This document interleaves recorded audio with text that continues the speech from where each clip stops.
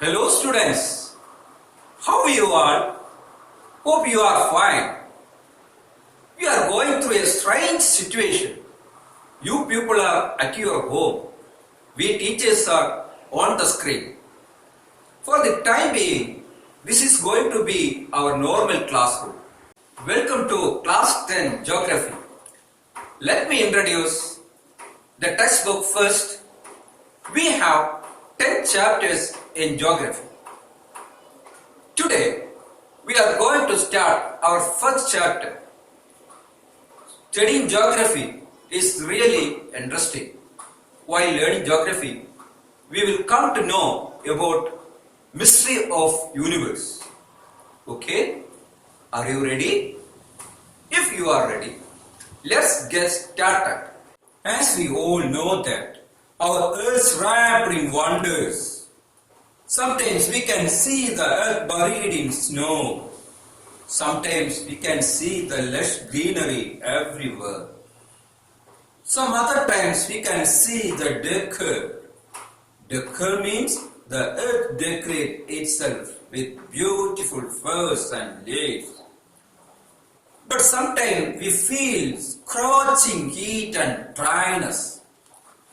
Sometimes with the blessings of the song of the vine. And also we can see the earth with bare trees without leaves. See, my dear children, the wonders exhibited by the nature are varied. From this, what could you understand? What I am talking about? Yes, I am talking about the different seasons that we experience. Am I right?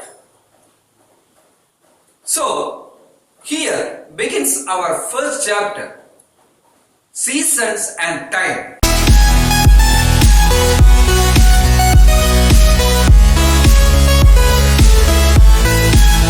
We can divide this chapter into two divisions for the easy understanding.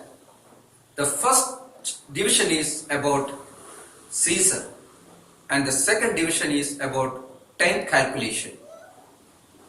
Through this class, we are only going to discuss the first division, that is season.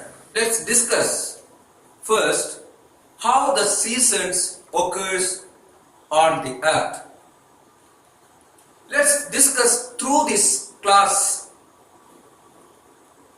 Let's move on to the first topic, that is tilt of the earth axis. We already studied in the 9th standard. Earth revolves around the sun. What is it called? Yes, revolution. We also know that the earth rotates around its axis. What is it called? Yes, rotation.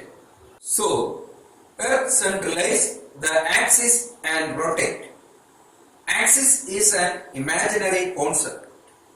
So, this imaginary axis has a tilt. Let's see how much it is tilted. See the diagram. Imagine this is the earth and this is the orbital plane. This is the vertical plane and this is the axis of the earth. From the orbital plane, the axis is tilted 66.5 degrees. From the vertical plane, the axis is tilted 23.5 degrees. This is the first and basic concept of the first chapter. So children, next concept is also based on this concept, that is parallelism of the earth axis. We have studied the earth revolves around the sun. This is called revolution. The earth maintains tilts over its axis throughout the revolution, that is 23.5 degree and 66.5 degree maintained throughout the revolution. This is called parallelism of the axis. So children, we learnt two concepts. The first one is tilt of the earth axis and the second one is parallelism of the earth axis. Got it? Children, next is apparent movement of the sun. This is an important topic. See the diagram. This is the earth and this is the Tropic of Cancer. This is the Tropic of Capricorn. This is equator. This part is known as northern hemisphere and this part is known as, and from the equator to this position, this is known as southern hemisphere. The sun shifts from Tropic of Cancer to Tropic of Capricorn. Is known as, the movement is known as apparent movement of the sun. The sun shifts Tropic of Cancer to Tropic of Capricorn due to the parallelism of the earth axis. Now imagine, the equator is the house of the sun. Where is the house of the sun? Equator. It is only for imagination. Okay. Wherever we go, finally we reach us at home, isn't it? Likewise, where our sun moves, finally it reaches its house, that is equator. Now let's learn about sun's journey. Sun takes 4 journeys in a year. I am going to draw a small sun nearby the diagram. See, actually sun is bigger than the earth. For the easier understand, I draw a small sun nearby the diagram. The sun starts its journey from equator to Tropic of Cancer. Sun travel from equator to Tropic of Cancer. This is the first journey of the sun. Then we already learned, wherever we go, we come back to the house, that is equator. So the sun start his second journey from Tropic of Cancer to equator. This is the sun second journey. And from the equator to Tropic of Capricorn, this is the third journey of the sun. See, from the equator to Tropic of Capricorn, this is the third journey of the sun.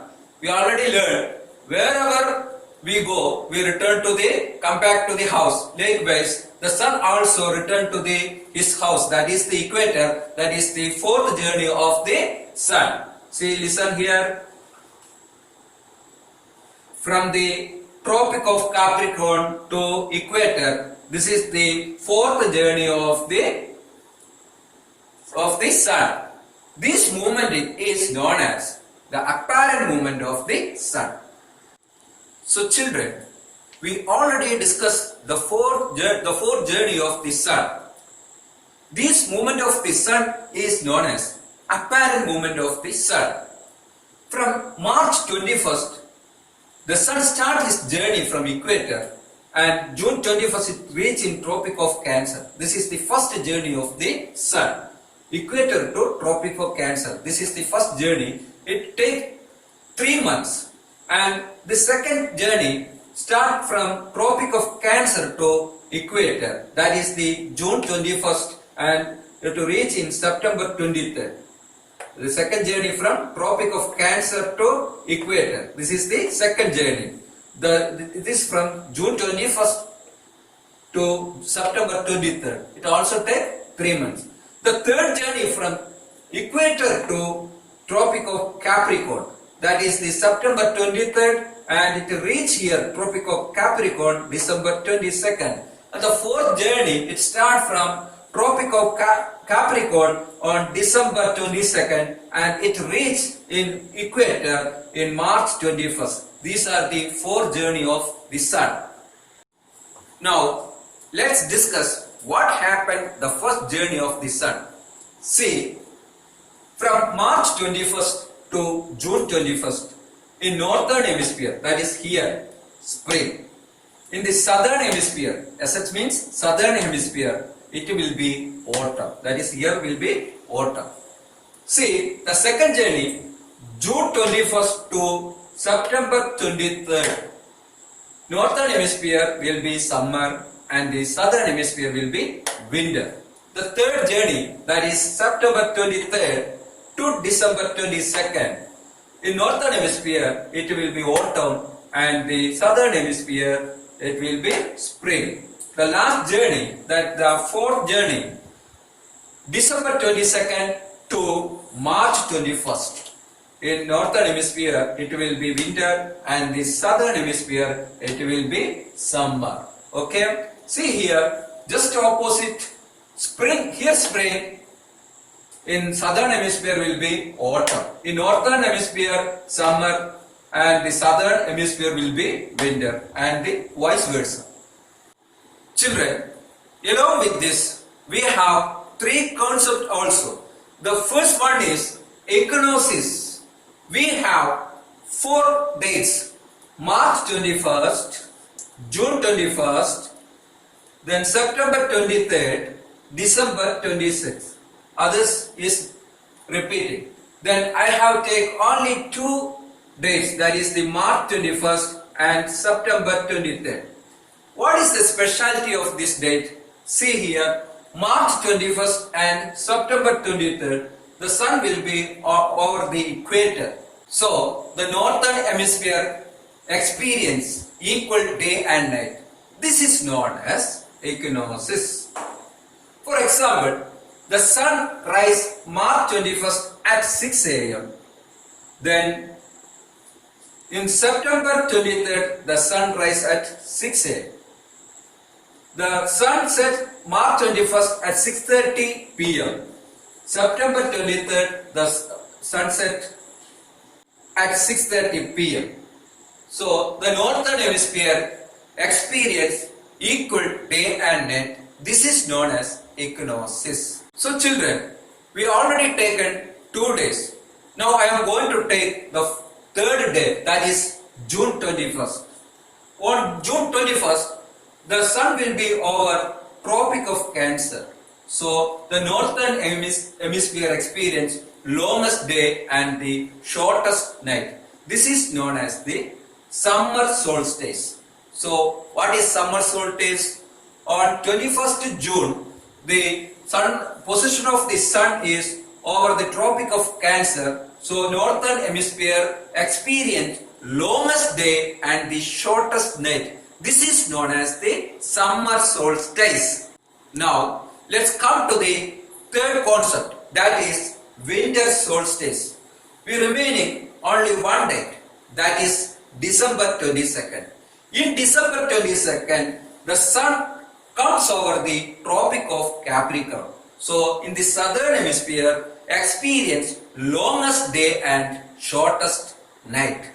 We refer with the northern hemisphere. In northern hemisphere, experience longest night and shortest day. So, this is known as the winter solstice. So, what is winter solstice? In northern hemisphere, experiences longest night and shortest day. This is known as the winter solstice. Let's have a quick review. The first concept is equinoxes. March 21st, September 23rd. The northern hemisphere experiences equal day and night. This is known as equinoxes. Then second one is the summer solstice. In June 21st, northern hemisphere experiences longest day and shortest night. This is known as the summer solstice. The third concept is winter solstice. The northern hemisphere, that is the December 22nd, the northern hemisphere experiences longest night and shortest day. This is known as the winter solstice. Got it? Now, we have 2 more additional concepts, that is Uttarayanam and Dashinayana. We already learned the sun moves toward the northern hemisphere as well as towards the southern hemisphere. The sun moves towards the northern hemisphere is known as Uttarayanam. The sun moves toward the southern hemisphere, that is known as the Dashinayanam. What we have learned, let's have a quick review. Tilt of the axis, parallelism, apparent movement of the sun, equinoxes, summer solstice, winter solstice, Uttarayanam and Dashinayanam. These are the 8 main topics we have discussed. So children, before wind up, I have a question. How seasons occur on earth? The reason is rotation, revolution, the third one tilt of the earth axis, fourth one apparent movement of the sun, fifth one parallelism of the earth axis. Due to these 5 reasons, seasonal changes occur on earth. Children, this is for today's class. I will meet you again with a new topic. Be safe until we meet again.